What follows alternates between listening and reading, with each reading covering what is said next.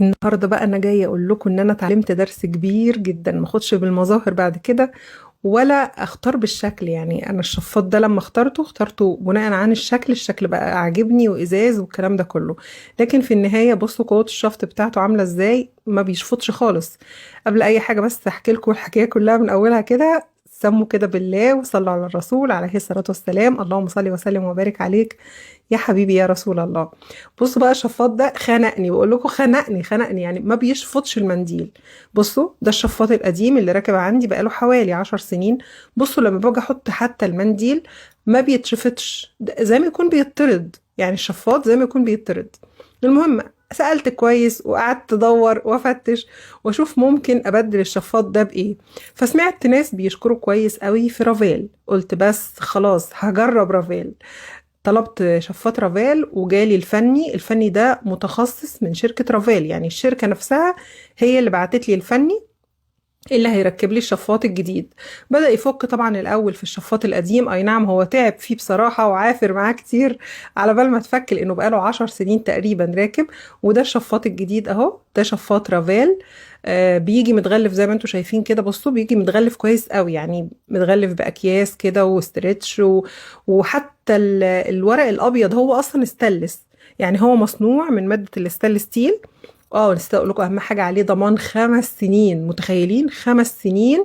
خلال فتره الضمان دي طبعا تقدروا تتصلوا بالشركه لو حصل اي حاجه، وهي اللي مسؤوله، هي المسؤوله عن كل حاجه. بصوا بيجي في الفلاتر كده، اللي عجبني اكتر انه فيه 3 فلاتر مش فلتر واحد زي القديم اللي عندي. وبيجي متغلف كمان بالماده دي، يعني هو ده مش هي دي الخامه بتاعته، لا ده ورق كده.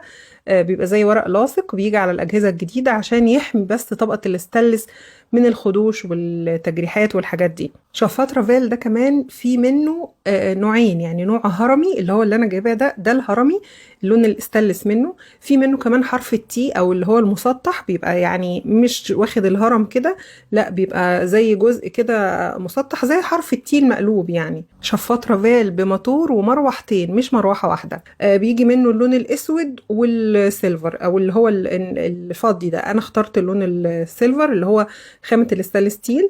ده مقاسه 60 في 90. قوة الشفط بتاعته 1000 متر مكعب في الساعة، يعني الشفط بتتقاس بالمتر المكعب، دي قوته 1000 متر مكعب في الساعة.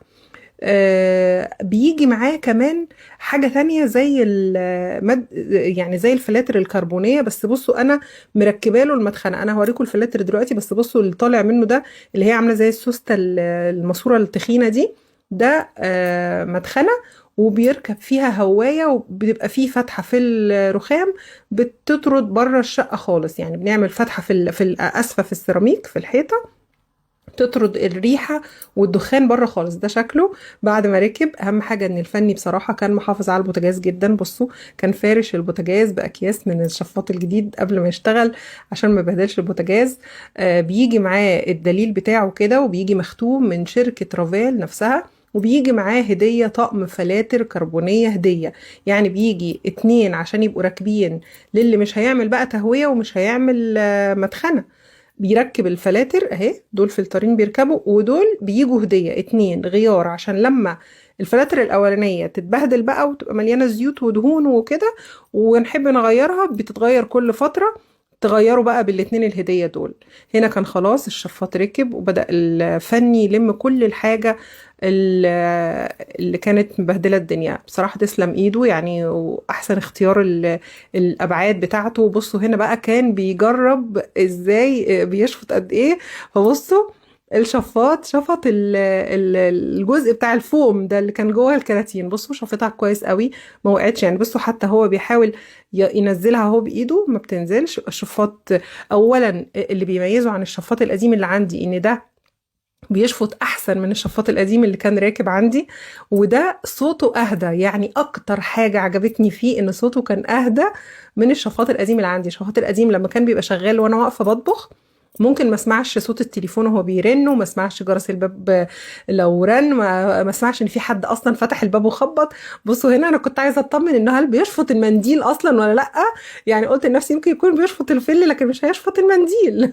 كنت حابة أجرب بنفسي بصراحة يعني. فلقيته لأ شفط المنديل غير القديم اللي كان راكب عندي خالص. بصوا حتى بعد ما الفني مشي حبيت اجرب برضو مع نفسي كده اتاكد بس اصدق عينيا يعني بيشفط، بيشفط بصراحه.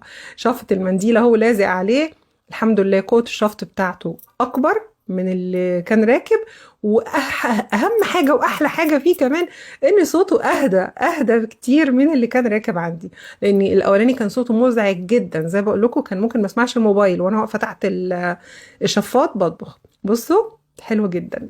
بس انصحكم بشفاط رافال لو انتوا بتجددوا او بتجهزوا، او المطبخ عندكم ما فيهوش شفاط كفايه، ما فيهوش تهويه كفايه، تقدروا تركبوا شفاط رافال ده فوق البوتاجاز. زي ما قلت لكم في منه السيلفر والاسود. بس يا رب يكونوا استفدتوا من الفيديو ده، يا رب يكون عجبكم. اسيبكم في حفظ الله واشوفكم ان شاء الله في فيديو جديد. اقول لكم السلام عليكم ورحمه الله وبركاته.